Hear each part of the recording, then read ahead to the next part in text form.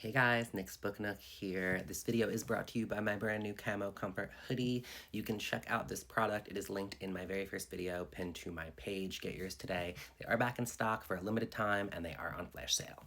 So we are almost into the third month of 2025. I feel like I've lived 10 lives this year already.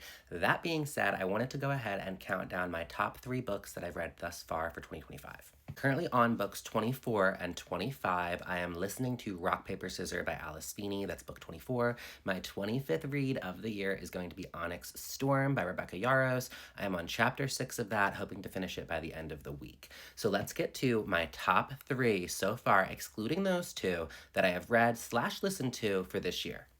So coming in at number 3, This Girl's a Killer by Emma C. Wells. Okay, so this one I've had for quite some time. I put off reading it just because I wasn't sure how I felt about it after reading the description, and I am so sad that I put it off for as long as I did, but the wait was worth it.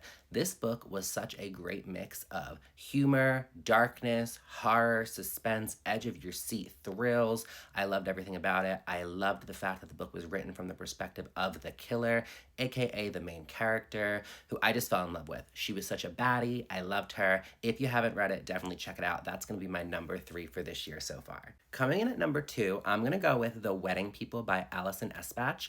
So this book, I do own the physical copy. My friend is currently borrowing it, so I'm going to plug it in here. I'm sure a lot of you have seen this all over Book Talk. Freaking loved this book. Again, I owned it for a while. I put off reading it just because I wasn't sure what to expect. This one blew me away. So it was kind of rom-com-y, don't get me wrong, which is what I thought like the basis of it was going to be, but it had these humorous, dark, funny undertones with the main character, and it was just hilarious. I loved the banter between the one main character and the other female main character, the bride, throughout the book. Just top-notch writing. I blew through this one in like 2 or 3 days. It was hilarious. Can't say enough good things. Really, really liked that one. So if you haven't done so, be sure to check that one out as well. Are you guys ready for my number 1 read of 2025 so far? My number 1 read is The Four Winds by my favorite author, Miss Kristin Hannah, you guys.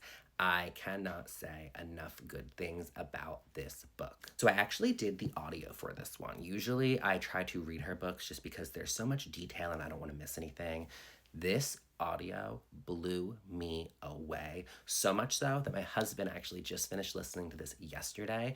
We were on our car drive home from seeing comedian Matteo Lane in Philadelphia. By the way, hilarious. And he got to like the saddest part of the novel. I don't want to give any spoilers here. So I just sat there and listened to it again with him, and it just brought me back to remembering why this has been my favorite read of this year so far. Freaking love this book. Yes, it's sad, but it's such a story of like inner strength, struggle, healing. There's a nice dynamic between a mother and a daughter throughout the novel.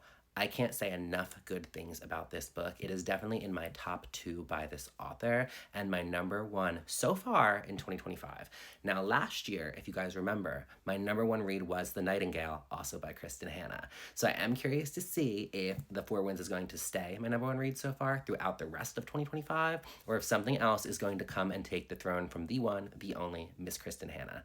So let me know if you guys have read any of these 3 in the comments below, and do me a favor and comment your top 3 reads so far this year. Happy Sunday, guys!